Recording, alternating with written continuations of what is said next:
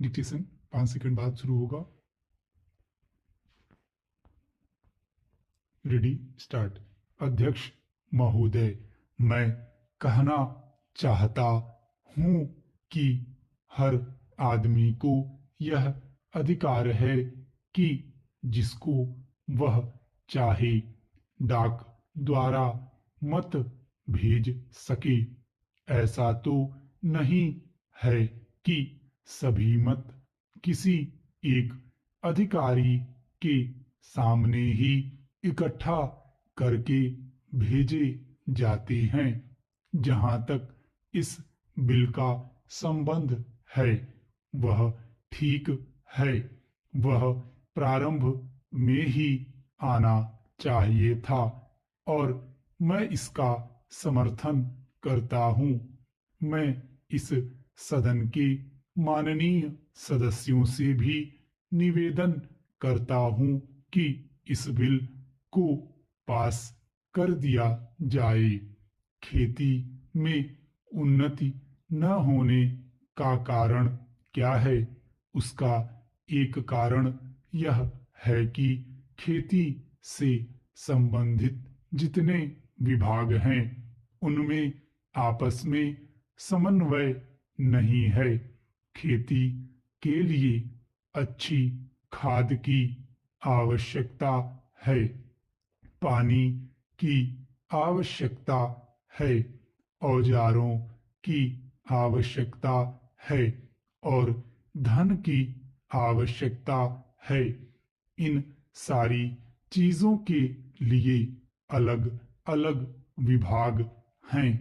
मालूम ऐसा पड़ता है कि उनका आपस में कोई संबंध नहीं है। वे आपस में मिलकर कोई योजना नहीं बनाते जिससे खेती की आवश्यकताएं पूरी होती। इसलिए जब तक उनमें आपस में तालमेल नहीं होगा तब तक खेती की उन्नति नहीं हो सकती है। दूसरा कारण यह है कि योजना की बिल्कुल कमी है। इसके अलावा कृषि कॉलेजों से निकले हुए जो स्नातक होते हैं, जो खेती की बातों को जानते हैं, उनमें से एक भी आदमी खेती करने के लिए तैयार नहीं है। सभी प्रोफेसर बनने के लिए तैयार हैं। खेती के लिए कोई भी तैयार नहीं है। एक बात मैं माननीय मंत्री जी से विशेष रूप से कहना चाहता हूँ। अधिक उपज न होने का एक कारण यह है कि जो खेत में काम करते हैं वे उसके मालिक नहीं हैं। खेत किसी और का है और काम कोई और कर रहा है। इसलिए मेरा कहना यह है कि किसानों में जब तक यह भावना पैदा नहीं होगी कि यह मेरी भूमि है, तब तक अधिक उपज नहीं हो सकती है।